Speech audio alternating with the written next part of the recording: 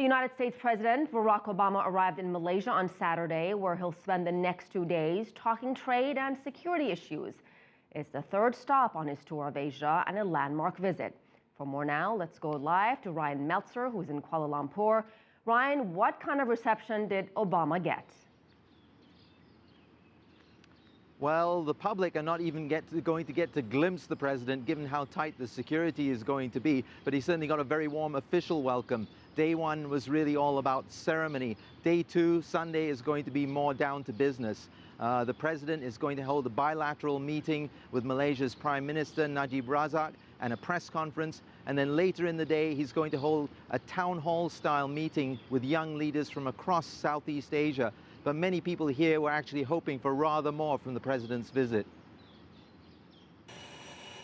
After several postponements, and for the first time in nearly half a century, an American president sets foot on Malaysian soil. President Barack Obama's first stop, a welcoming ceremony at Malaysia's parliament. To the disappointment of many here, Obama is not planning to meet the leader of the country's political opposition, Anwar Ibrahim, whose alliance won more than half the popular vote in last year's elections. But Obama is slated to meet Sunday with civil society groups, including some who are highly critical of the government. Many here these days are highly critical of Obama himself too, or at least his Middle East policy. I think people have seen him as just another president of the U.S. We may have warmed up to him at the beginning, but I don't think the same sentiment exists today. So today, people do not really distinguish between Obama, the person, and Obama, the president. The U.S. ambassador to Malaysia says the visit will underline the strength of bilateral ties between the two countries, who are not only major trading partners, but also increasingly cooperating militarily as well.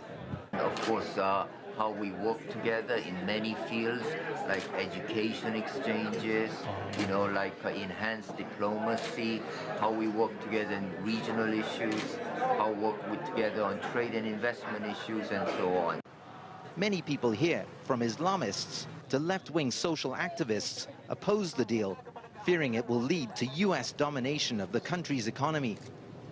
Many Malaysians will also expect their Prime Minister to voice concerns over the lack of progress on peace talks between Israel and the Palestinians, an issue that has cost Obama a lot of his initial popularity in this mostly Muslim country.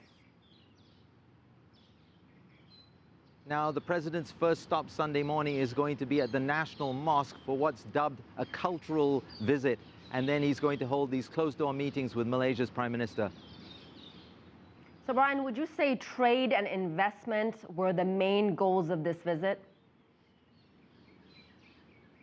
Well, the president is going to be looking to give a big push to this Trans-Pacific Partnership, this very broad-ranging trade and investment pact that is involving 12 countries, including the US and Malaysia, and it's sort of largely stalled. The president had hoped last October, when he was scheduled to visit the region, he would have been able to wrap up the deal then. He had to cancel his visit.